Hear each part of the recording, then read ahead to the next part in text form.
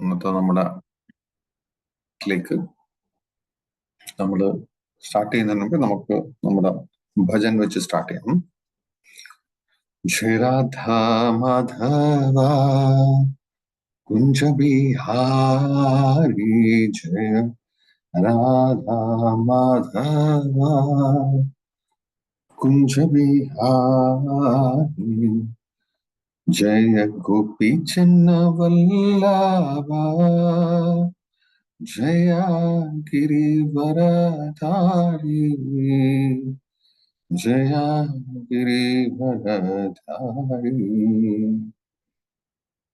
यशोदनंदन ब्रज जनरंजन, यशोदनंदन ब्रज जनरंजन, यशोदनंदन ब्रज जनरंजन, यशोदनंदन ब्रज जनरंजन, यमुना तीरा वनचारी, यमुना तीरा वनचारी, जय राधा माधव कुंज बिहारी,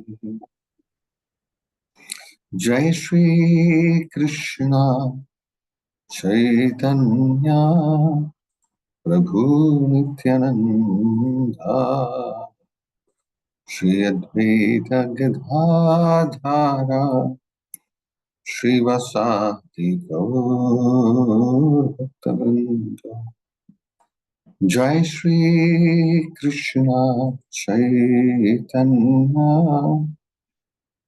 प्रभु नित्यानंदा,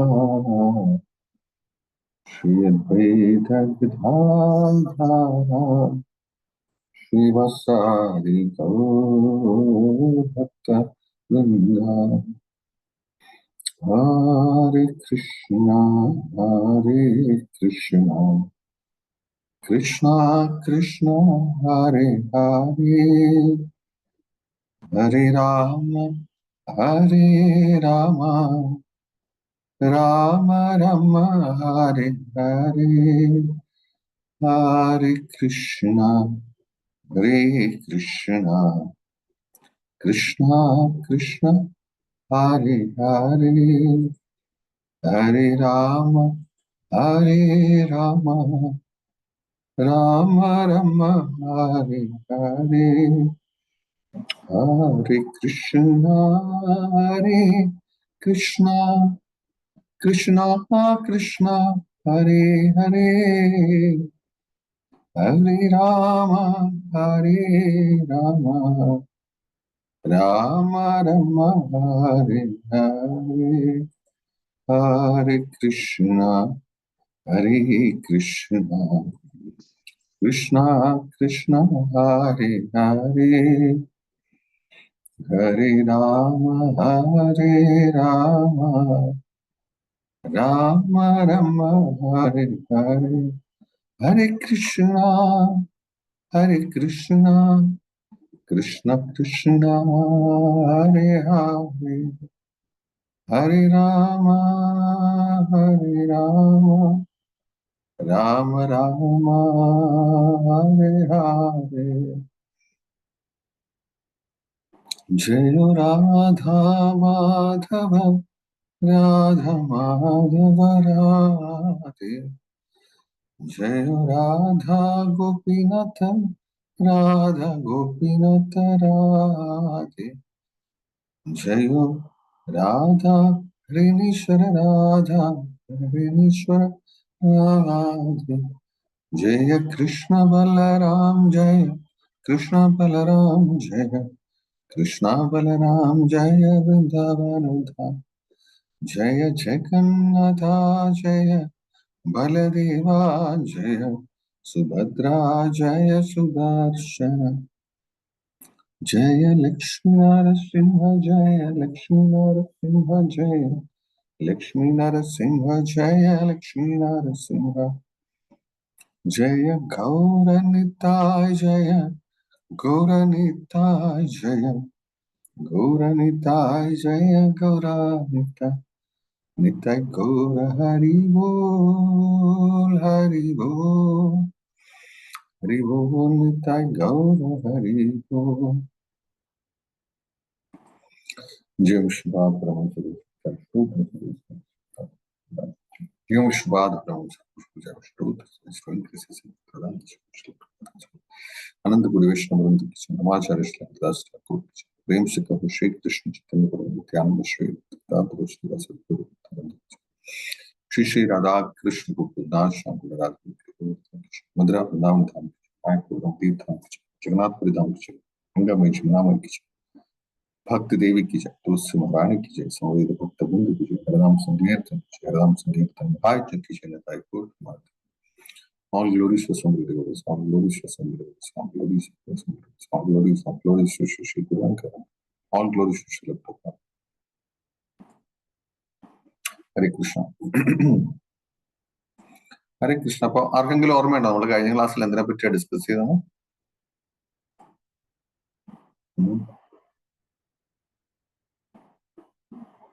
ആർക്ക് പറയാൻ പറ്റും? ഓക്കെ, അനന്ത പത്മനാഭന് പറയാൻ പറ്റുമോ?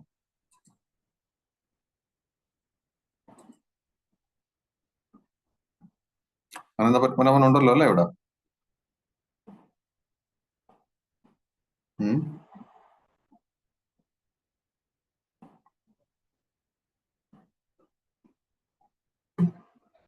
വേറെ ആരുണ്ട്?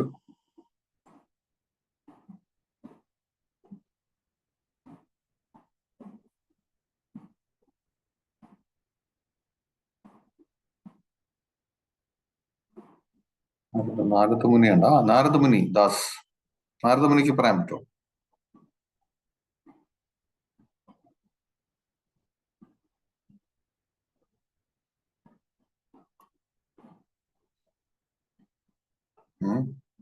അറ്റ്ലീസ്റ്റ് എന്തിനെ പറ്റിയാണെങ്കിലും സംസാരിച്ച നമ്മള് ആർക്കെങ്കിലും ഓർമ്മയുണ്ടോ? ഭഗവാൻ എന്തിനാ ഭഗവാന്റെ ഇൻകാർണേഷൻ എടുക്കുന്നേ? ആ, വെരി ഗുഡ്. ഭഗവാൻ ഇൻകാർണേഷൻ എടുക്കുന്ന എന്തിനാണെന്ന് നമ്മൾ സംസാരിച്ചു അല്ലെ? Very good, nice. Thank you Shubhangi. പ്രഭു, ഭഗവാൻ ഭൂമിയിൽ വരാനുള്ള കാരണങ്ങൾ പറയുന്നുണ്ട്. ആ, ഭഗവാൻ ഭൂമിയിൽ വരാനുള്ള കാരണങ്ങൾ പറഞ്ഞു. അടിപൊളി, താങ്ക് യു നാരദമുനി. അപ്പോ ഈ പ്രപഞ്ചത്തില് നമ്മൾ ശ്രദ്ധിച്ചു കഴിഞ്ഞാല് അൾട്ടിമേറ്റ്ലി എല്ലാവരും ചെന്ന് ആശ്രയിക്കുന്നത് ഭഗവാനെ. പക്ഷെ ഇപ്പോഴത്തെ സമയത്ത് നമുക്ക് ആ ഒരു സൗകര്യം ലഭ്യമല്ല അല്ലെ? പണ്ട് നമുക്കറിയായിരുന്നു, ഓക്കെ, ദേവി ദേവന്മാരൊക്കെ ഈ പ്രപഞ്ചത്തിലേക്ക് വരും, ഈ ഭൂമിയിൽ വരും, ഗന്ധർവന്മാര് വിസിറ്റ് ചെയ്യും, മഹർഷിമാര് അവരും ഈ ഭൂമിയിൽ വിസിറ്റ് ചെയ്യും. ഇപ്പൊ നിങ്ങൾ ആരെങ്കിലും കാണുന്നുണ്ടോ അങ്ങനെ മഹർഷിമാര് വിസിറ്റ് ചെയ്യണതും ദേവന്മാരൊക്കെ വിസിറ്റ് ചെയ്യുന്നത് നിങ്ങൾക്ക് കാണാൻ പറ്റുമോ? ഈ ദേവന്മാരൊക്കെ ശരിക്കും ഉള്ളതാണോ? എന്ത് തോന്നുന്നു? നിങ്ങൾ ആരെങ്കിലും ദേവന്മാരെ കണ്ടിട്ടുണ്ടോ? അപ്പൊ ഈ ദേവന്മാരും ഈ ഗന്ധർവന്മാരും ഈ ഋഷിമാരും ഇവരൊക്കെ ശരിക്കും ഉള്ളതാണോ? യാഥാർത്ഥ്യമാണോ ഇതൊക്കെ?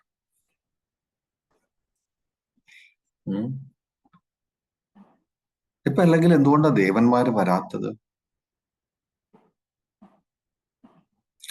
കലിയുഗം നമ്മൾ സ്റ്റാർട്ട് ചെയ്യുന്നതിന് മുന്നേ, അല്ലെ, കലിയുഗം തുടങ്ങിക്കഴിഞ്ഞപ്പോ ദേവന്മാര് ഈ ഭൂമിയിലേക്ക് വരുന്ന നിർത്തി. എന്തുകൊണ്ടാണ് നിർത്തിയെന്ന് വെച്ച് കഴിഞ്ഞാല് നമ്മള് യജ്ഞങ്ങൾ അനുഷ്ഠിക്കാതെയാ. പണ്ട് കാലങ്ങളിൽ നമ്മള് ഈ ഭൂമിയിലുള്ള ജനങ്ങള് അവര് വൈദിക രീതി അനുസരിച്ചുള്ള യജ്ഞങ്ങൾ അനുഷ്ഠിക്കുമാണ്. അപ്പൊ ദേവന്മാർക്ക് ഈ യജ്ഞത്തിന്റെ ഫലം, നമ്മൾ യജ്ഞത്തില് നിങ്ങൾ കണ്ടിട്ടുണ്ടല്ലോ, നിങ്ങൾ എവിടെയെങ്കിലും കണ്ടിട്ടുണ്ടോ യജ്ഞം എന്താ ചെയ്യാൻ, എങ്ങനെ ചെയ്യുന്നത്? അവര് അഗ്നിയിൽ അത് നിക്ഷേപിക്കും അല്ലെ? അഗ്നിയില് എന്താണ് നെയ്യോ ഹവിസ് നിക്ഷേപിക്കും. അപ്പോ ഹവിസ് നിക്ഷേപിക്കുമ്പോ അഗ്നിദേവൻ ഈ ഹവിസ് സ്വീകരിച്ചിട്ട് ഏത് ദേവന്റെ പേർക്കാണോ ആഹൂതി നടത്തുന്നത് ആ ദേവന് അതിന്റെ പങ്ക് ലഭിക്കും. ഇപ്പൊ ദേവന്മാരുടെ വീട്ടിൽ രാവിലെയും വൈകിട്ട് ഉച്ചയ്ക്കും കുക്കിംഗ് ഒന്നുമില്ല. ദേവന്മാര് നമ്മളെ പോലെ രാവിലെ ഉച്ചയ്ക്കും വൈകിട്ട് പ്രസാദം ഇതൊന്നും കഴിക്കില്ല.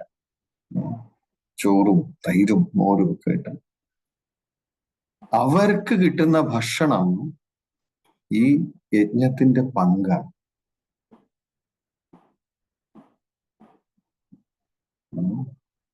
അപ്പോ ഓരോരുടെയും പേരില് നമ്മൾ ഹവിസ് അർപ്പിക്കുമ്പോൾ അഗ്നിദേവൻ ഈ ഈ നൽകുന്ന ഹവിസിനെ ദേവന്മാർക്ക് കഴിക്കാൻ പറ്റാവുന്ന സാധനമാക്കി മാറ്റും.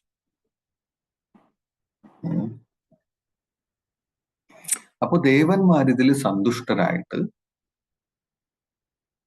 ജനങ്ങൾക്ക് അനുഗ്രഹങ്ങൾ ചൊരിയും. പക്ഷെ കലിയുഗത്തില് ഭഗവാന്റെ തന്നെ വേറൊരു അവതാരം വന്നിരുന്നു. അദ്ദേഹം പറഞ്ഞു ഈ യജ്ഞങ്ങളൊക്കെ പറയണ വെറുതെയാണ്, നിങ്ങൾ വൈദിക സാഹിത്യങ്ങളൊന്നും നിങ്ങൾ ഫോളോ ചെയ്യേണ്ടതോ. കാരണം വൈദിക സാഹിത്യത്തില് ഈ നമ്മൾ ഫോളോ ചെയ്യുന്ന സ്ക്രിപ്റ്റേഴ്സില് അതില് മൃഗങ്ങളെ ഉപയോഗിച്ച് യജ്ഞങ്ങൾ നടത്തുന്നതിനെ പറ്റിയും പറയുന്നുണ്ട്.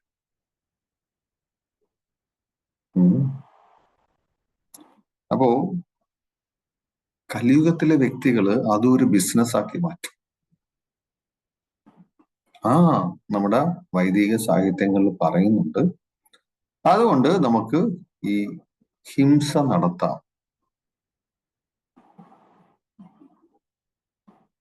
അപ്പോ അദ്ദേഹം എന്ന് പറഞ്ഞു, എന്നാൽ നമുക്ക് വൈദിക സാഹിത്യങ്ങളൊന്നും വേണ്ട, എല്ലാം ഉപേക്ഷിച്ചു. ഒരു സെക്കൻഡ്.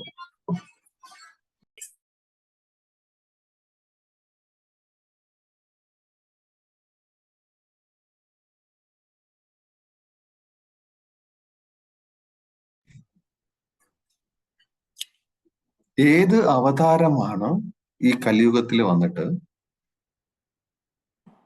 നമുക്ക് വേദങ്ങളൊന്നും ഫോളോ ചെയ്യണ്ട എന്ന് ഉപദേശിച്ചതാരാണ്?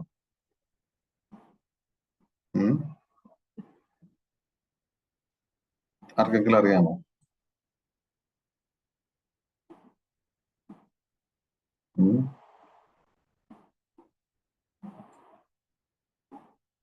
വൈഷ്ണവിക്ക് പറയാമോ ആരാണത് ചെയ്തതെന്ന്? ബുദ്ധൻ. Yes, very good. ബുദ്ധൻ വന്നിട്ട് ഉപദേശിച്ചു എല്ലാവരിടത്തും, വേദങ്ങളുടെ പ്രകാരമാണല്ലേ നിങ്ങൾ ഈ പ്രകാരമുള്ള യജ്ഞങ്ങൾ ചെയ്യുന്നത്, അതുകൊണ്ട് നിങ്ങൾ ഇനി വേദങ്ങൾ സ്വീകരിക്കേണ്ടായിരുന്നു. അതോടെ പല സ്ഥലങ്ങളിലും യജ്ഞങ്ങൾ ഭൂമിയിൽ അനുഷ്ഠിക്കുന്നതുമില്ല. ഇപ്പൊ ഭഗവാൻ ഭഗവത്ഗീതയിൽ പറഞ്ഞിട്ടുണ്ട്, ദേവന്മാരും മനുഷ്യരുമായിട്ടൊരു സഹവർത്തിത്വം വേണം. വി ഹാവ് എ ഡിപ്പെൻഡൻസ് വേണം. നമ്മള് യജ്ഞങ്ങൾ അനുഷ്ഠിക്കും, ദേവന്മാര് യജ്ഞങ്ങളുടെ പങ്ക് സ്വീകരിക്കും, എന്നിട്ട് അവര് അനുഗ്രഹം ചൊരിയും. പരസ്പരം ഭാവയന്ത, പരസ്പരം ഒരു മ്യൂച്വൽ ഡിപ്പെൻഡൻസ് ഉണ്ട് നമുക്ക്. ഈ ഡിപ്പെൻഡൻസിൽ വേണം നമ്മൾ ജീവിക്കാൻ. പക്ഷെ ഇന്ന് യജ്ഞങ്ങൾ ഇല്ലാത്തത് കൊണ്ട് ദേവന്മാർക്ക് നമുക്ക് അനുഗ്രഹം ചൊരിയാനും സമയമില്ല. ഇനി യജ്ഞങ്ങൾ ചെയ്യാനായിട്ടുള്ള കഴിവും അല്ലെങ്കിൽ യജ്ഞദ്രവ്യങ്ങളും ഇൻഗ്രീഡിയൻസും ഇപ്പൊ അവൈലബിൾ അല്ല. കാരണം യജ്ഞങ്ങൾക്ക് വളരെ പ്യുവർ ആയിട്ടുള്ള സാധനങ്ങൾ വേണം നമ്മൾ ഉപയോഗിക്കാൻ. പശുവിന്റെ പാല് എന്ന് പറഞ്ഞാൽ പശുവിന്റെ പാൽ, ഗീ എന്ന് പറഞ്ഞാൽ പ്യുവർ ഗീ. പക്ഷെ ഇന്ന് നമുക്ക് ചുറ്റിനും കിട്ടുന്ന പാല് എവിടുന്നാ കിട്ടുന്ന? പശുവിൽ നിന്നാണോ വരുന്ന പാല്, നമുക്ക് കിട്ടുന്ന പാല്? മിൽമ എവിടുന്നാ വരുന്ന? ഫാക്ടറീസിൽ നിന്നാ വരുന്ന അല്ലെ? അപ്പോൾ ഇന്ന് നമുക്ക് ചുറ്റുവട്ടത്തും നമുക്ക് ഇതിനു വേണ്ടിയുള്ള ബേസിക് ഇൻഗ്രീഡിയൻസ് പോലും സംഭരിക്കാൻ പറ്റും.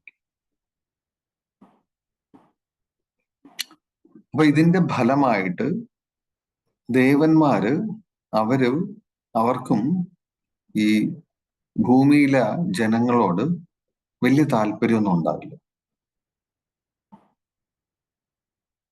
കാരണം അവരുടെ പങ്ക് കിട്ടുന്നില്ല.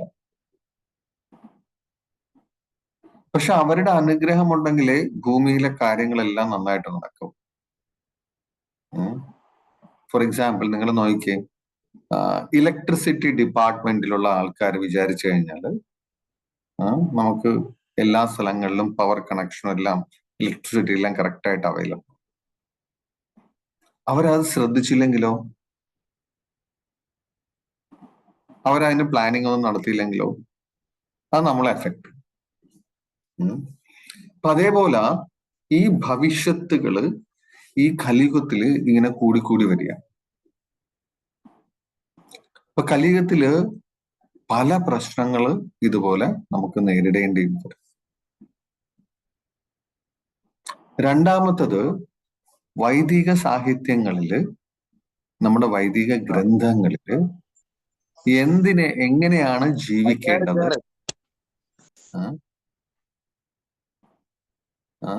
എങ്ങനെയാണ് ജീവിക്കേണ്ടത്, എന്ത് ധർമ്മത്തിനെയാണ് നമ്മൾ ഫോളോ ചെയ്യേണ്ടതെന്ന് പ്രതിപാദിച്ചിട്ടുണ്ട്. അപ്പൊ നമ്മൾ ധർമ്മങ്ങൾക്കനുസരിച്ചല്ല ജീവിക്കുന്നതെങ്കിൽ എപ്പോഴും യുദ്ധങ്ങൾ ഉണ്ടാകും. കാരണം ഈ വൈദികമായിട്ടുള്ള നിയമങ്ങൾ ഉണ്ടാക്കി തന്നിരിക്കുന്നത് ഭഗവാൻ. അപ്പൊ നിങ്ങൾ ചുറ്റിനും നോക്കിയിട്ട് നിങ്ങൾ ആലോചിക്കുക, ഇന്നിപ്പോ ഈ ഭൂമിയിൽ എത്ര സ്ഥലങ്ങളിൽ യുദ്ധം നടക്കുന്നുണ്ട്? നിങ്ങൾക്ക് ഏതെങ്കിലും ഒരു സ്ഥലം പറയാമോ യുദ്ധം നടക്കുന്ന സ്ഥലം?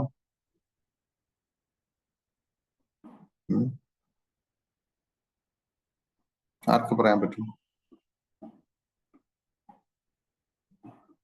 ഓക്കെ, ഇസ്രായേൽ ഒരു സ്ഥലത്ത്. വേറെ എവിടാ? ഇന്ത്യയിൽ നടക്കുന്നുണ്ടോ?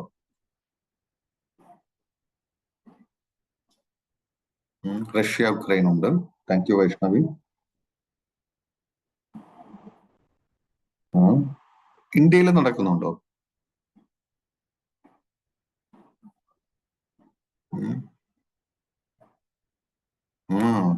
പാക് ഒക്യുപ്പൈഡ് കശ്മീർ, ഓക്കെ, കാശ്മീരില്, മണിപ്പൂരില് നിങ്ങൾ നോക്കിക്കഴിഞ്ഞാല് ലോകത്തിലെ പല രാജ്യങ്ങളിലും ചെറുതും വലുതുമായിട്ട് ഒട്ടനവധി യുദ്ധങ്ങൾ നടക്കുന്നുണ്ട്.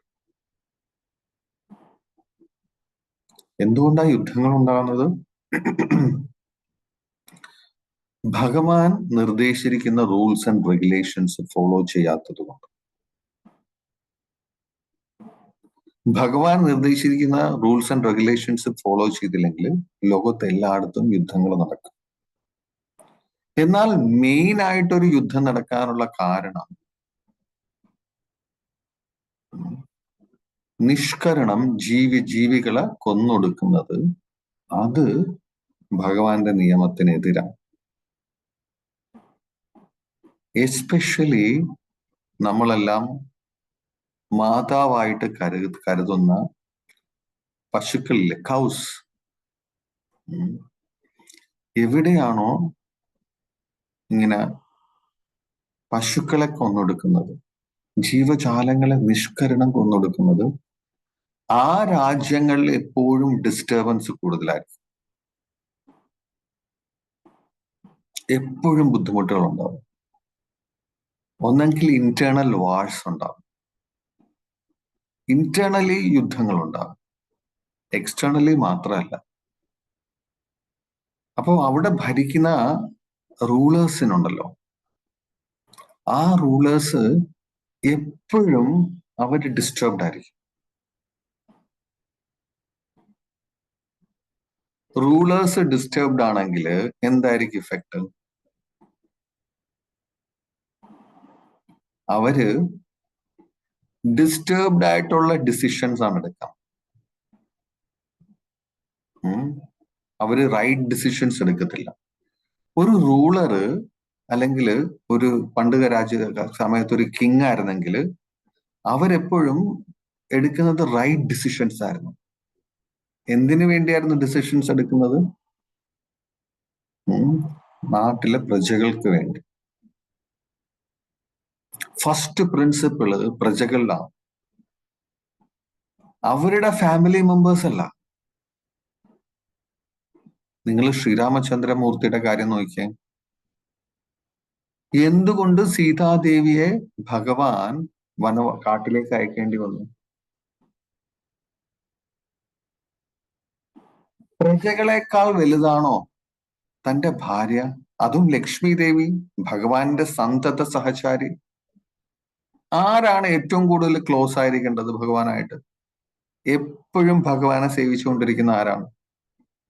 സീതാദേവി അല്ലെ, അല്ലെങ്കിൽ ലക്ഷ്മി ദേവി. പ്രജകൾക്ക് വേണ്ടി ആ ലക്ഷ്മി ദേവിയെ കാട്ടിലേക്ക് അയക്കുന്നത് അത് ശരിക്കും അത് ശരിയാണോ?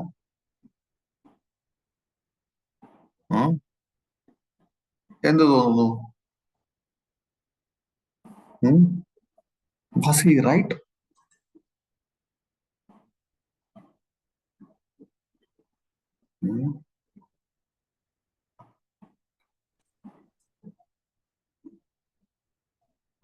ആർക്ക് തോന്നുന്നു? എന്തെങ്കിലും തോന്നുന്നുണ്ടോ? ശരിയാണെന്ന് തോന്നുന്നുണ്ടോ? Who is close?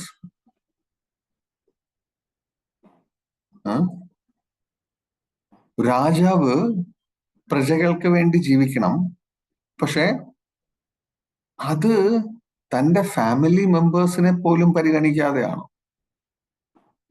Is it logical? ഇങ്ങനെയായിരുന്നു പണ്ടത്തെ റൂളേഴ്സ് അവര് ജീവിച്ചിരുന്നത്. അവര് ധർമ്മം അഥവാ റൈറ്റിയസ്നെസ് ദേ ഫോളോഡ് ഇറ്റ്. അവരെ സംബന്ധിച്ചിടത്തോളം വെൻ യു ആർ റൂളിങ്, നമ്മള് പ്രജാപരിപാലനം നടത്തുമ്പോൾ നമ്മൾ റൂൾ ചെയ്യേണ്ട വിധി പ്രജകളുടെ താല്പര്യങ്ങൾ നമ്മൾ ഫോർമോസ്റ്റ് ആയിട്ട് നോക്കുന്നു. അവിടെ പേഴ്സണൽ ഇൻട്രസ്റ്റ് വരികയാണെങ്കിൽ പേഴ്സണൽ ഇൻട്രസ്റ്റിന് സെക്കൻഡ് സ്ഥാനമേ ഉള്ളൂ. ഇതാണ് റിയൽ റൂളേഴ്സ്. അപ്പൊ ഭഗവാൻ അവതരിക്കുന്ന സമയത്ത് ഭഗവാൻ നല്ല റൂളേഴ്സിനെ എസ്റ്റാബ്ലിഷ് ചെയ്യും. ഫോർ എക്സാമ്പിൾ നമ്മൾ നോക്കിയേ, ശ്രീകൃഷ്ണ ഭഗവാൻ അവതരിച്ച സമയത്ത് ഭഗവാൻ യുധിഷ്ഠിര മഹാരാജാവിനെ ചക്രവർത്തിയായിട്ട് അവരോധിച്ചു. യുധിഷ്ഠിര മഹാരാജാവ് ഈ മുഴുവൻ ഭൂമിയുടെയും അധിപനായിരുന്നു.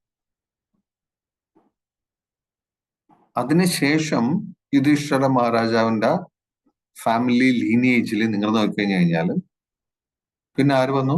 പരീക്ഷിത്ത് വന്നു. നമ്മൾ ട്രിവാൻഡ്രത്ത് തന്നെ പത്മനാഭ നമ്മുടെ തിരുവിതാംകൂർ രാജാക്കന്മാരും they were also like that. അവരാരും വിചാരിച്ചിരുന്നില്ല ഇറ്റ് ഈസ് ദാറ്റ് ഞാനാണ് റൂൾ ചെയ്യുന്നത്. അവരെല്ലാം വിചാരിച്ചിരുന്നത് they were serving Shri Padmanabha. അവരെല്ലാം ശ്രീ പത്മനാഭന്റെ ദാസന്മാരായിരുന്നു. അതുകൊണ്ട് ഭഗവാന്റെ ഇഷ്ടാനിഷ്ടങ്ങൾ അനുസരിച്ചായിരുന്നു അവർ റൂൾ ചെയ്തിരുന്നത്. ഇതാണ് റിയൽ റൂളേഴ്സ്. ഇന്ന് റൂളേഴ്സ് ധാർമ്മികരല്ലാത്തത് കൊണ്ട് അവര് ഡിസ്റ്റർബ്ഡ് ആകുന്നതുകൊണ്ട് അവരെടുക്കുന്ന ഡിസിഷൻസ് മോശമാകുമ്പോൾ ഇറ്റ് അഫക്ട്സ് എവ്രിവൺ. നമ്മൾ ഒരു മിസ്റ്റേക്ക് കാണിക്കുകയാണെങ്കിൽ ചിലപ്പോൾ അത് നമ്മളെ മാത്രമേ എഫക്ട് ചെയ്തുള്ളൂ. But when the king makes a mistake, അത് ആരെയൊക്കെ അഫക്ട് ചെയ്യും? ആ മൊത്തം രാജ്യത്തിനെ എഫക്ട് ചെയ്യും. ചിലപ്പോ വേൾഡിനെ തന്നെ എഫക്ട് ചെയ്യും. അപ്പൊ എന്തുകൊണ്ടാണ് ആൾക്കാർ ഡിസ്റ്റർബ്ഡ് ആകുന്നത്? അധാർമികമായിട്ടുള്ള കാര്യങ്ങൾ ചെയ്യുന്നതുകൊണ്ട്. സോ അധാർമികമായിട്ടുള്ള കാര്യങ്ങൾ ചെയ്യുന്നതുകൊണ്ട് ഓൾറെഡി ഡിസ്റ്റർബൻസ് ഉണ്ട് എല്ലായിടത്തും. മെന്റൽ ഡിസ്റ്റർബൻസ് ഉണ്ട് എല്ലാവർക്കും.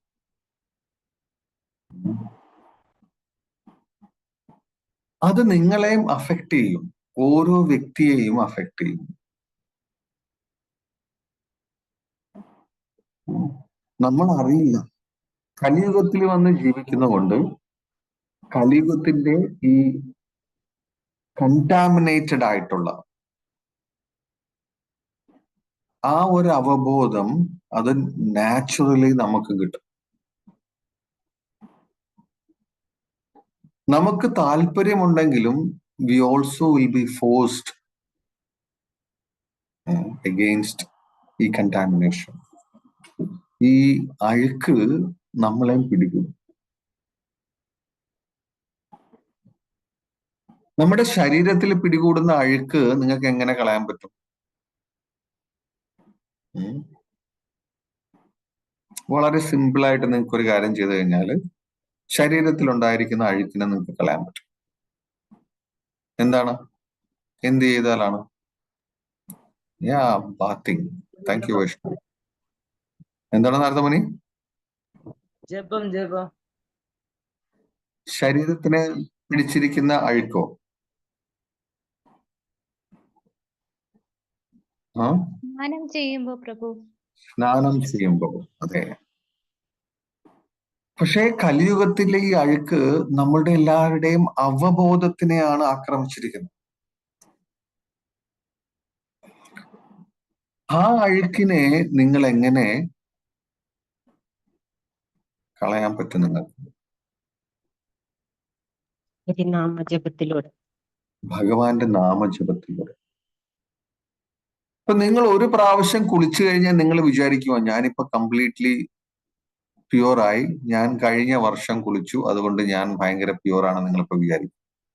എന്റെ ശരീരത്തിൽ ഒരു അഴുക്കുമില്ല, ഞാൻ കഴിഞ്ഞ വർഷം കുളിച്ചതാണ് എന്ന് നിങ്ങൾ പറയുമോ?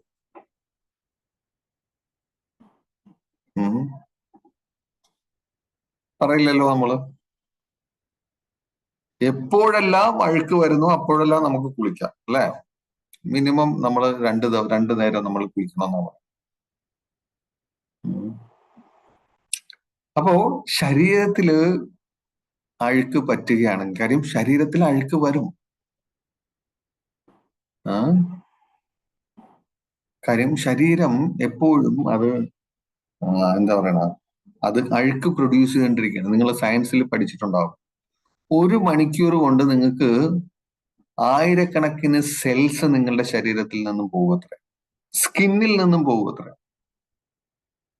ഓരോ മണിക്കൂറിലും thousands of cells. നമ്മുടെ ത്വക്കിൽ നിന്ന് മാത്രം. അപ്പോ ശരീരം എപ്പോഴും അതിന് ചുതി വന്നുകൊണ്ടിരിക്കുന്ന ഒരു സാധനം. ഇതിനേക്കാൾ ഭയാനകമായിട്ടുള്ള അവബോധത്തിന്റെ ഈ അഴുക്കുണ്ടല്ലോ, അതിൽ നിന്നും നമുക്ക് രക്ഷ വേണം.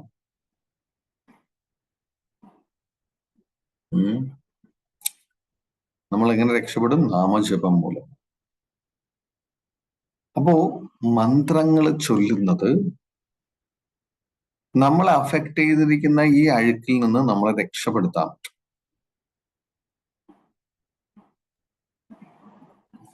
സോ സൗണ്ട് വൈബ്രേഷൻ, നാമജപത്തിന്റെ ഈ സൗണ്ട് വൈബ്രേഷൻ, ഇത് ശരിക്കും ഓർഡിനറി അല്ല. നമ്മൾ വിചാരിക്കുമോ നാമം ജപിക്കുമ്പോൾ ശരിക്കും ക്ലീൻ ആകും? നാമജപത്തിന് നമ്മളുടെ അവബോധത്തിനെ പവിത്രീകരിക്കാൻ പറ്റും. കലിയുഗത്തിന്റെ മെയിൻ ഇഷ്യൂ എന്ന് പറഞ്ഞു കഴിഞ്ഞാൽ, കലിയുഗം എന്ന് പറഞ്ഞാൽ ഈ പ്രപഞ്ചത്തിലെ, ഈ ഭൂമിയിലെ മൊത്തം അവബോധം കണ്ടാമിനേറ്റഡ് ആയി. ആൾക്കാരുടെ തോട്ട്സ് കണ്ടാമിനേറ്റഡ് ആണ്.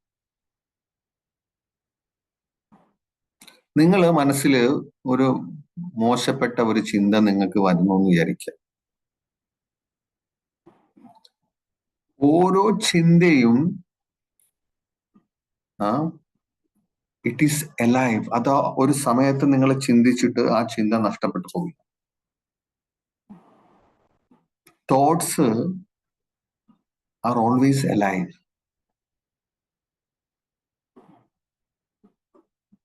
തോട്ട് ഒരു എനർജി അല്ലേ? ചിന്ത ഒരു തരത്തിലുള്ള ഒരു എനർജി ആണല്ലോ. So that energy is always there in this universe.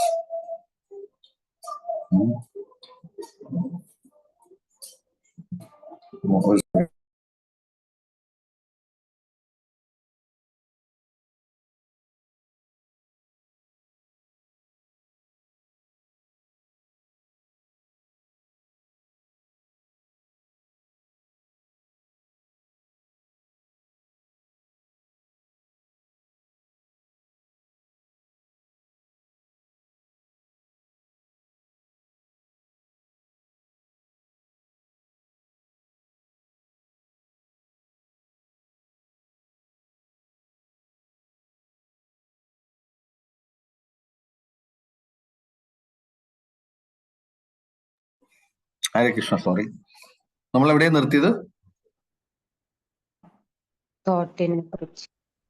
തോട്ടിനെ കുറിച്ച്.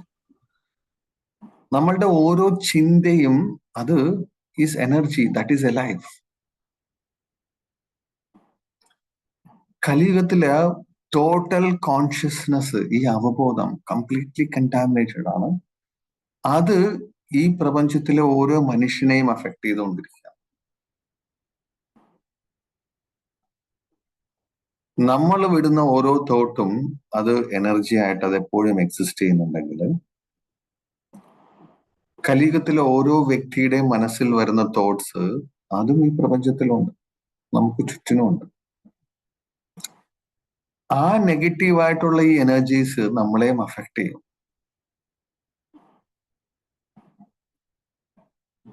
നിങ്ങൾക്ക് ആർക്കെങ്കിലും അങ്ങനെയുള്ള നെഗറ്റീവ് എനർജീസ് അഫക്ട് ചെയ്യണോ നിങ്ങൾ?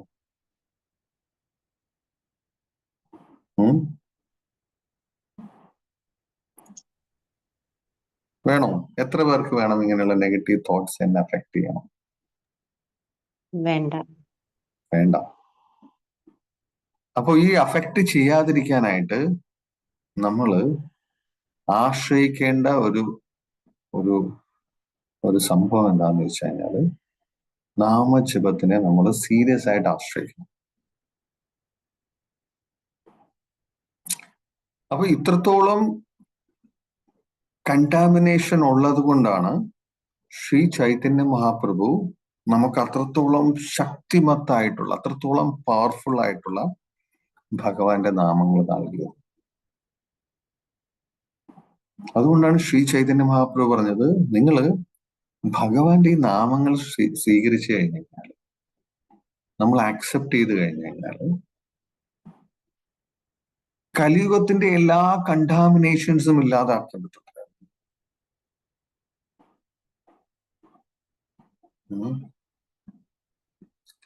ഈ മന്ത്രം എവിടെയാണ് ആക്ട് ചെയ്യുന്നത്? നമുക്ക് കിട്ടിയിരിക്കുന്ന ഹരേ കൃഷ്ണ മഹാമന്ത്രം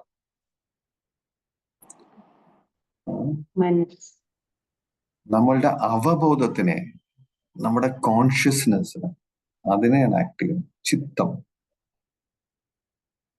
ചേതോ ദർപ്പണ മാർജനം കേട്ടിട്ടുണ്ടല്ലോ നിങ്ങൾ, അല്ലെ? ചേതോ ദർപ്പണ മാർജനം. ഇപ്പൊ ഈ അഫക്ട് ചെയ്യുന്നതിന്റെ എല്ലാ ഇഫക്റ്റിനെയും ഇല്ലാതാക്കാൻ ഹരേ കൃഷ്ണ മഹാമന്ത്രത്തിന് പറ്റും. അപ്പോ പല ആചാര്യന്മാര് പറഞ്ഞിട്ടുണ്ടത്രേ, ഈ മഹാമന്ത്രം ജപിക്കുന്ന വ്യക്തികൾക്ക് കലിയുഗത്തിന്റെ ഒരു ഇഫക്റ്റും അവരെ ടച്ച് ചെയ്യത്തില്ല. ഉം. ഒരു കണ്ടാമിനേഷനും കലിയുഗമാണെന്ന് അവർക്ക് ഫീൽ ചെയ്യത്തില്ല.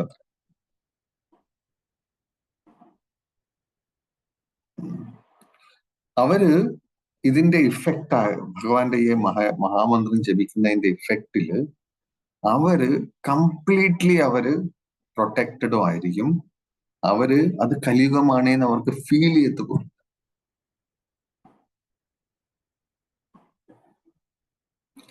അപ്പോ ഇന്ന് നമുക്ക് കിട്ടിയിരിക്കുന്നതിൽ ശ്രീ ചൈതന്യ മഹാപ്രഭു എപ്പോഴാണ് ഓരോ സമയങ്ങളിലും ഭഗവാൻ അവതരിക്കുന്നത്, അതേപോലെ കലിയുഗത്തിലേക്ക് വേണ്ടി ഭഗവാൻ അവതരിച്ചത് ഹരേ കൃഷ്ണ മഹാമന്ത്രത്തിന്റെ രൂപത്തിലാണ്. ഇത് ഏറ്റവും ശക്തിമത്തമായ ഭഗവാന്റെ ഒരു അവതാരം.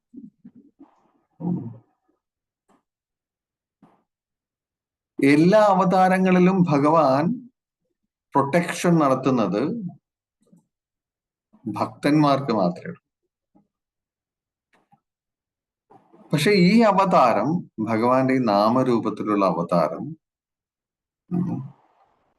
അത് എല്ലാവർക്കും അവൈലബിൾ ആണ്. ശ്രീരാമചന്ദ്രമൂർത്തി ആരെയൊക്കെ പരിരക്ഷിച്ചു, ആരെയൊക്കെ പ്രൊട്ടക്ട് ചെയ്തു? ഭക്തന്മാരെ, അല്ലെ? വിഭീഷണന് ശരണാഗതി കൊടുത്തു, സുഗ്രീവന് ശരണാഗതി നൽകുകയും. ഇപ്പൊ ബാലിയെ നിഗ്രഹിച്ചു, രാവണനെ നിഗ്രഹിച്ചു, കുംഭകർണനെ നിഗ്രഹിച്ചു.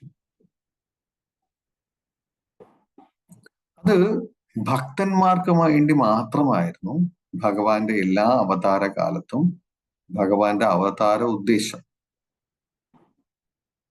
കൃഷ്ണ ഭഗവാന്റെ സമയത്ത് നിങ്ങൾ നോക്കിക്കേ, ഭഗവാൻ ആരെ നിഗ്രഹിച്ചു, ആരെ പ്രൊട്ടക്ട് ചെയ്തു?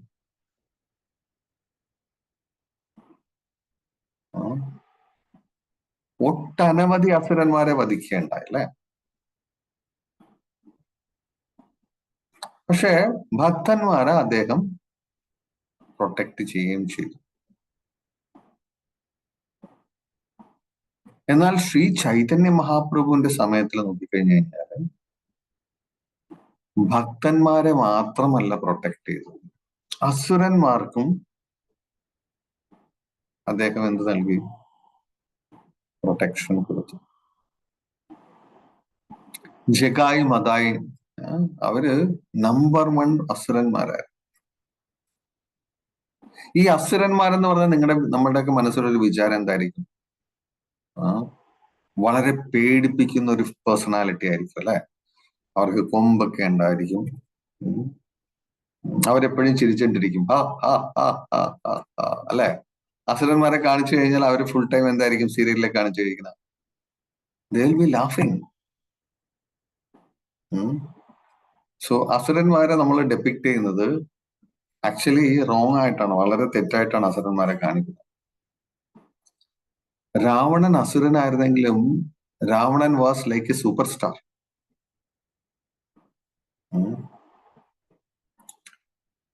കാരണം ഹനുമാൻ രാവണനെ കണ്ടിട്ട് ഹനുമാൻ ആലോചിക്കുന്നു, വാട്ട് എ വണ്ടർഫുൾ പേഴ്സണാലിറ്റി. അസുരന്മാര് അവരുടെ ലുക്കില് നമുക്ക് അസുരന്മാരായിട്ട് കാണാൻ പറ്റില്ല. അവർ ഭയങ്കര ഹാൻസം ആയിരിക്കും. അവരുടെ പ്രവൃത്തിയിലാണ് അവർക്ക് ആസുരികമായിട്ടുള്ള അവരുടെ പ്രവൃത്തിയിലാണ് കാണപ്പെടുന്നത്. അവർക്ക് റിഫ്ലക്ട് ചെയ്യുന്ന അവരുടെ പ്രവൃത്തിയിലാണ്. കലിയുഗത്തിലും നമുക്ക് ചുറ്റിനും അസുരന്മാരുണ്ട്, ദേവന്മാരുണ്ട്.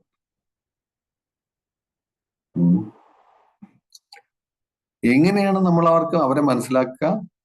അവരുടെ പ്രവൃത്തിയിൽ നിന്നും നമുക്ക് മനസ്സിലാക്കാൻ പറ്റും, ഇവൻ അസുരനാണ്.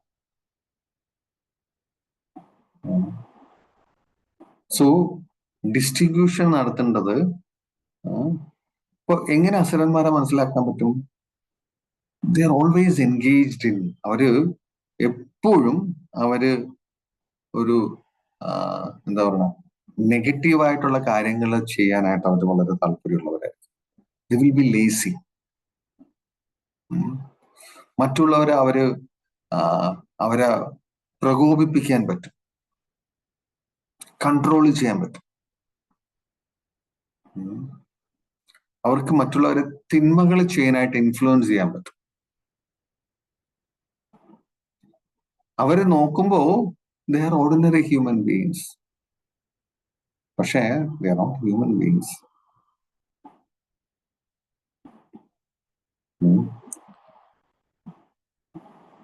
പലപ്പോഴും നിങ്ങൾ ശ്രദ്ധിച്ചു നോക്കണം, ഇപ്പോ ഈ വൈദിക കാലത്ത് നമ്മളെല്ലാവരും വളരെ നേരത്തെ കിടന്നുറങ്ങുമായിരുന്നു. 7-8 മണിയൊക്കെ ആകുമ്പോൾ എല്ലാക്കാരെല്ലാം കിടക്കുന്നു. ഇന്ന് 12 മണിയായി കഴിഞ്ഞാലും നമുക്ക് ചുറ്റിനും നോക്കിക്കഴിഞ്ഞാൽ കാണാം, പീപ്പിൾ ആർ അവേക്ക്. 1 മണിയായി കഴിഞ്ഞാലും അവര് ഏറ്റവും കൂടുതൽ പവർഫുൾ ആവുന്ന സമയം രാത്രിയാണ്. അവർക്ക് ഏറ്റവും കൂടുതൽ എൻജോയ്മെന്റ് നടത്താനും ഉള്ള ഇഷ്ടം ഉള്ള സമയവും രാത്രിയാണ്. ഗുണത്തിൽ വളരെയധികം ഗുഡ്നെസ് ഉള്ള വ്യക്തികളുണ്ടല്ലോ, അവര് പകൽ സമയത്ത് കൂടുതൽ ആക്റ്റീവ് ആയിരിക്കും. They are more loving. അവർക്ക് സ്നേഹമായിരിക്കും ഏറ്റവും കൂടുതൽ ഉണ്ടാകും. അവര് കൂടുതലും സ്നേഹിക്കുവാൻ ശ്രമിക്കും. They distribute love. Those who are in goodness.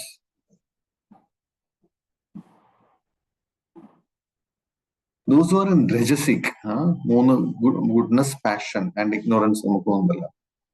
പാഷനിലുള്ളവര് they are always want to achieve. Our വെൽത്തിന്റെ പുറകിലായിരിക്കും. Ram Madhav,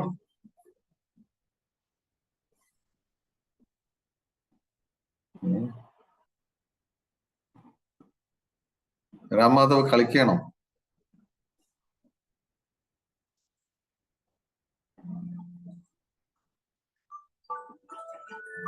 Harikrishna, okay. അപ്പോ ഇങ്ങനെ ഈ വ്യക്തികള്, പാഷനേറ്റ് ആയിട്ടുള്ള വ്യക്തികള്, they will be behind wealth, money on, പൈസ ഉണ്ടാക്കണം, എങ്ങനെയെങ്കിലും കൂടുതൽ ഉണ്ടാക്കണം എന്നുള്ളതായിരിക്കും അവരുടെ ലക്ഷ്യം.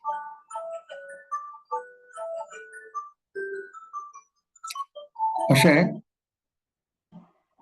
ഭക്തന്മാര് they are more in the mode of goodness.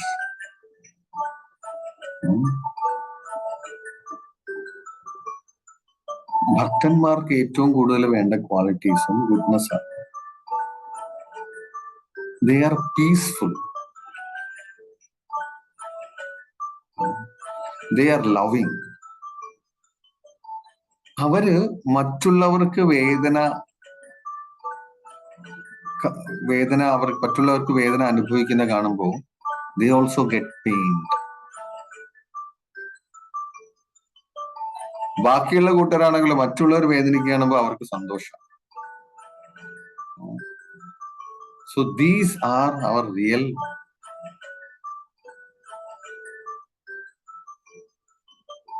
ഇവരാണ് ഈ ഭക്തന്മാരാണ് പൊതുവെ ഈ പ്രപഞ്ചത്തിൽ നമുക്ക് ഏറ്റവും കൂടുതൽ സപ്പോർട്ട് നൽകുന്നത്.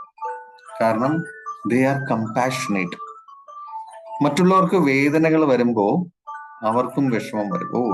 ബാക്കിയുള്ളവർ സഫർ ചെയ്യുന്നല്ലോ.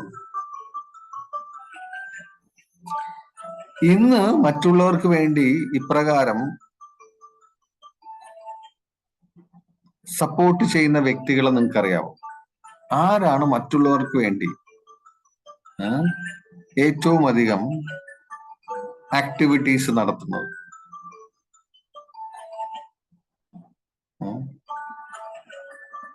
ഇന്ന് വേൾഡിൽ ഏറ്റവും വലിയ ബുദ്ധിമുട്ടെന്ന് പറഞ്ഞു കഴിഞ്ഞാല് പീപ്പിൾ ആർ ഓൾ ഡിസ്റ്റർബ്ഡ്. അവർക്ക് റൈറ്റ് ആയിട്ടുള്ള കാര്യങ്ങൾ ചെയ്യേണ്ടത് ഏതാണെന്ന് അറിയില്ല. സോ അവരെ റൈറ്റിലേക്ക് നടത്താൻ ശ്രമിക്കുന്നത് ആരാണ്?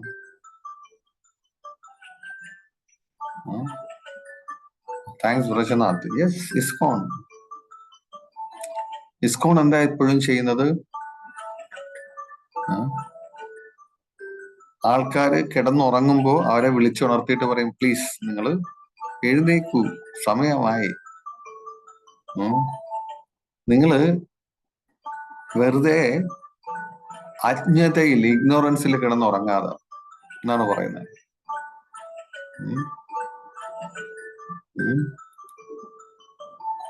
നിങ്ങളൊക്കെ എന്ത് ചെയ്യണം? എഴുന്നേക്കൂ. സൂര്യൻ ഉദിക്കുമ്പോ ഓട്ടോമാറ്റിക്കലി നമ്മൾ ചുറ്റിനും നോക്കിക്കഴിഞ്ഞാൽ എല്ലാ ജീവജാലങ്ങളും എഴുന്നേക്കും. നിങ്ങൾ ശ്രദ്ധിച്ചിട്ടുണ്ടോ? എല്ലാ ജീവജാലങ്ങൾക്കും അവർക്ക് മനുഷ്യന്റെ അത്ര പോലും ബുദ്ധി ഉണ്ടാവില്ല. പക്ഷെ എല്ലാ ജീവജാലങ്ങളും സൂര്യൻ ഉദിക്കുന്ന സമയത്ത് എഴുന്നേക്കും, എക്സെപ്റ്റ് ബാറ്റ്, ചിലപ്പോ കുറച്ച് പട്ടികളൊക്കെ. കാര്യം അവൻ രാത്രിയിൽ ആക്റ്റീവ് ആയതുകൊണ്ട്. പക്ഷികളെയൊക്കെ ശ്രദ്ധിച്ച് രാവിലെ അവർ നേരത്തെ എഴുന്നേക്കും. പക്ഷെ ഏറ്റവും കൂടുതൽ കിടന്നുറങ്ങുന്ന വ്യക്തികൾ ആരാണ്?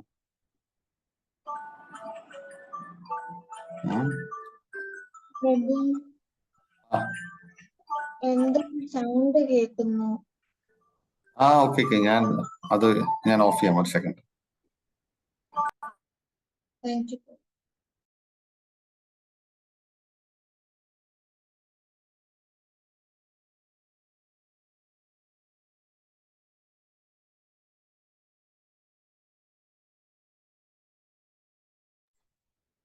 ഹരേ കൃഷ്ണ. മനുഷ്യന്മാരല്ലേ? മനുഷ്യന്മാർക്ക് ഒഴിച്ച് ബാക്കിയുള്ളവർക്ക് എല്ലാവർക്കും അറിയാം രാവിലെ നേരത്തെ എഴുന്നേക്കണം, സൂര്യ ഉദിക്കുന്നതിന് മുന്നേ, അല്ലേ? അപ്പോ സാത്വികമായിട്ടുള്ള ഗുണങ്ങൾ കൾട്ടിവേറ്റ് ചെയ്യാൻ ആഗ്രഹിക്കുന്ന വ്യക്തികൾ അവര് സൂര്യോദയത്തിന് മുന്നേ എഴുന്നേക്കുന്നത്. അപ്പൊ നമുക്കും ഈ സാത്വികമായിട്ടുള്ള അവബോധങ്ങൾ വേണമെങ്കിൽ നമ്മളും ചില റൂൾസ് ആൻഡ് റെഗുലേഷൻസ് ഒക്കെ ഫോളോ ചെയ്യണം. പല രീതിയിൽ നമുക്ക് ഈ ലോകത്തിലുള്ള ഈ ബാഡ് ഇൻഫ്ലുവൻസസ്, നെഗറ്റീവ് തോട്ട്സ് നമുക്ക് പ്രിവെന്റ് ചെയ്യാം. എങ്ങനെയാണ്? നമ്മൾ പ്രിക്കോഷൻസ് എടുക്കുന്ന വഴി. ക്ലീൻ ആയിട്ടുള്ള ഒരു റൂമിലേക്ക് ഒരു എലിക്ക് വരാൻ വളരെ ബുദ്ധിമുട്ടായിരിക്കും. നമ്മൾ റൂമൊക്കെ വളരെ ക്ലീൻ ആക്കിയിട്ട് ചെയ്യണമെങ്കിൽ എലിക്കോ പാറ്റയ്ക്കോ ഒക്കെ അവിടെ വന്നു കഴിഞ്ഞാൽ they don't feel anything. This is filthy place എന്ന് പറഞ്ഞിട്ട് അവർ പോകും. അഴുക്കായിട്ടിരിക്കുന്ന ഒരു സ്ഥലത്ത് ആണ് പാറ്റയും എലികളും എല്ലാം വരുന്നത്, അല്ലേ? സോ നമ്മളുടെ ഹാബിറ്റ്സും നമ്മൾ ഡെയിലി ഫോളോ ചെയ്യുന്ന ഹാബിറ്റ്സ് ഉണ്ടല്ലോ, ഈ ഹാബിറ്റ്സ് നമുക്ക് ക്ലീൻ ആക്കി വെക്കണം. Early to bed, early to rise, this is also habit. So ഇങ്ങനെ നമ്മൾ ഫോളോ ചെയ്യുമ്പോൾ നമുക്കും നമ്മുടെ കോൺഷ്യസ്നെസ്സിനെ കുറെ പ്രൊട്ടക്ട് ചെയ്യാൻ പറ്റും. ഓക്കെ, ഹരേ കൃഷ്ണ. നിങ്ങൾക്ക് ആർക്കെങ്കിലും എന്തെങ്കിലും doubt? We will wind up today.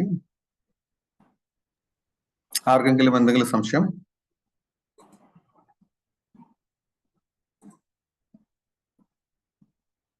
അപ്പൊ ഇന്ന് നമ്മൾ ഡിസ്കസ് ചെയ്തത് എന്തിനെ പറ്റിയാണ്? ഒന്ന്, ഏറ്റവും ഇമ്പോർട്ടൻ്റ് ആയിട്ടുള്ളത്, ഈ പ്രപഞ്ചത്തിന്റെ കലിയുഗത്തില് അവബോധം ഈസ് കണ്ടാമിനേറ്റഡ് അവബോധം. അപ്പൊ കണ്ടാമിനേറ്റഡ് അവബോധത്തിൽ ജീവിക്കുന്ന ഓരോ വ്യക്തിയെയും ഈ കണ്ടാമിനേഷൻ അഫക്ട് ചെയ്യും. എങ്ങനെ ഈ കണ്ടാമിനേഷനിൽ നിന്ന് നമുക്ക് രക്ഷപ്പെടാം? ഒന്ന്, ഹരിനാമജപം. രണ്ട്, നമ്മളുടെ ഹാബിറ്റ്സ് റൈറ്റ് ആക്കി വെക്കുന്നത് വഴി, നമ്മൾ ഫോളോ ചെയ്യേണ്ട റൂൾസ് ആൻഡ് റെഗുലേഷൻസ് ഫോളോ ചെയ്യുന്ന വഴി നമുക്കും എന്ത് ചെയ്യാൻ പറ്റും? നമ്മളുടെ കോൺഷ്യസ്നെസ്സിനെ എപ്പോഴും പ്രൊട്ടക്ട് ചെയ്യാൻ പറ്റും. നമ്മളുടെ consciousness is like A white dress. നമ്മുടെ വൈറ്റ് ഡ്രസ് എപ്പോഴും ക്ലീൻ ആക്കി വെക്കേണ്ടത് നമ്മളാണ്, അല്ലെ? നിങ്ങളുടെ ഒരു ഡ്രസ്സിനെ നിങ്ങൾ എത്രത്തോളം കെയർഫുൾ ആയിരിക്കും വൈറ്റ് ആണെങ്കിൽ അത് ക്ലീൻ ആക്കി വെക്കാനായിട്ട്. അതൊടുത്തു, അതിനേക്കാൾ കെയർഫുൾ ആയിരിക്കണം നമ്മൾ ഈ നമ്മളുടെ അവബോധത്തിനെ ക്ലീൻ ആക്കി വെക്കേണ്ടത്. സോ അത് ഏറ്റവും ചെയ്യേണ്ടത് is following right habits. Then chanting Hare Krishna mahamantra. Haribol, thank you so much. ആർക്കും ഡൗട്ട്സ് ഒന്നും ഇല്ലെന്ന് വിചാരിക്കുന്നു. ഇന്ന് ഹരേ കൃഷ്ണ. ഹരേ കൃഷ്ണ മാച്ച്. ഇന്ന് ഒരു പ്രഭു മിനിറ്റ് ഒന്ന് തിരക്കാണോ പ്രഭുവിന്? ടൈം ഉണ്ടോ? കുട്ടികളെ ഒന്ന് പരിചയപ്പെട്ടിട്ട് ഇത് ചെയ്യാന്ന് വിചാരിക്കുന്നു. ആ ഫൈൻ മാതാജി, എനിക്കൊന്ന് പഠനം ഞാനിപ്പോ പറയാൻ പോവുകയായിരുന്നു. വ്രജനാഥ്, വൈഷ്ണവി, അവര് ബ്രദേഴ്സ് ആണ് പ്രഭു. വ്രജനാഥും വൈഷ്ണവിയും ബ്രദർ ആൻഡ് സിസ്റ്റർ ആണ്. ഞങ്ങളുടെ ഇവിടെ ഡിവോട്ടി രാജേശ്വര ഗോവിന്ദ് പ്രഭുവിന്റെ മക്കളാണ് വൈഷ്ണവിയും വ്രജനാഥും. ദയവായി എല്ലാവരും അറ്റ്ലീസ്റ്റ് ഇപ്പോഴെങ്കിലും ഒന്ന് മുഖം കാണിച്ച് പ്രഭുവിനെ ഒന്ന് പരിചയപ്പെടുക. മൈക്കൊന്ന് ഓൺ ചെയ്തിട്ട് വീഡിയോ ഓൺ ചെയ്യാൻ പറ്റിയില്ലെങ്കിലും വീഡിയോ ഓൺ ചെയ്തിട്ട് പ്രഭുവിനെ ഒന്ന് കാണാനും സംസാരിക്കാനുള്ള അവസരം കൊടുക്കുക. ക്ലാസ് മൊത്തത്തിൽ വീഡിയോ ഓൺ ചെയ്ത് വെക്കുന്നതാണ് നല്ലത്. സാധിച്ചില്ലെങ്കിൽ ഇപ്പോഴെങ്കിലും ഒന്ന് പ്രഭുവിനെ പരിചയപ്പെടാൻ വേണ്ടി ദയവായി ഓരോ ഡിവോട്ടീസ് മുന്നോട്ട് വരിക പ്ലീസ്. വീഡിയോ ഓൺ ചെയ്ത് നിങ്ങൾ വീഡിയോ ഓൺ ചെയ്യുമ്പോൾ എനിക്ക് മനസ്സിലാവും നിങ്ങൾ ഉറങ്ങുകയല്ല, നിങ്ങൾ ശ്രദ്ധിക്കണമെന്ന് മനസ്സിലാവും. ഓക്കെ, വ്രജനാഥനെ എനിക്ക് കാണാം, വൈഷ്ണവിനെ കാണാം, ബാക്കിയുള്ളവരൊക്കെ എവിടെ പോയി? രസികയും സുഭാംഗിയും okay, they are always okay. ശ്രീലക്ഷ്മിനെ കാണാം, അശ്വിൻ കൃഷ്ണ, ഹരേ കൃഷ്ണ, അനന്തകൃഷ്ണ. അനന്തകൃഷ്ണ ഉണ്ടായിരുന്നോ? ഞാൻ അനന്തകൃഷ്ണനെ വിളിച്ചായിരുന്നല്ലോ. ഉറക്കായിരുന്നോ അനന്തകൃഷ്ണ? ഇല്ല. ഓക്കെ. then ശ്രീലക്ഷ്മി. ഓക്കെ, ഇത്രയേ ഉള്ളൂ ആൾക്കാര്. ബാക്കി എല്ലാവരും ഉറക്കാൻ തോന്നുന്നു.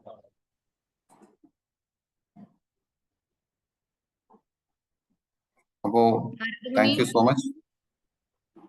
നാരദമുനി സൗണ്ട് ഉണ്ടായിരുന്നല്ലോ, നാരദമുനി സംസാരിച്ചല്ലോ.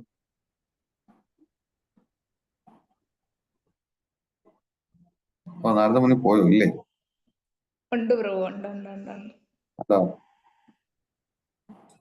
ഹരേ കൃഷ്ണ. ഒരുപക്ഷെ പ്രഭു ഇവരെല്ലാം മുഖം കഴുകി തെളിവൊന്നും ഇട്ടില്ലെന്ന് തോന്നുന്നു. അതുകൊണ്ട് ഒരു ചമ്മലായിരിക്കും. അടുത്ത ആഴ്ച നിങ്ങൾ 8 മണിയായിട്ട് നിങ്ങൾ മുഖം കഴുകി ഇട്ടില്ല എന്ന് പറഞ്ഞാൽ അത് വളരെ മോശമാണ് കേട്ടോ. നാരദമുനി കണ്ടില്ല. നാരദമുനിയെ കണ്ടില്ല. അതും നാരദമുനിയൊക്കെ കഴുകില്ല എന്ന് പറഞ്ഞു കഴിഞ്ഞാൽ നഷ്ടമല്ല. Okay okay, Naradamuni is there.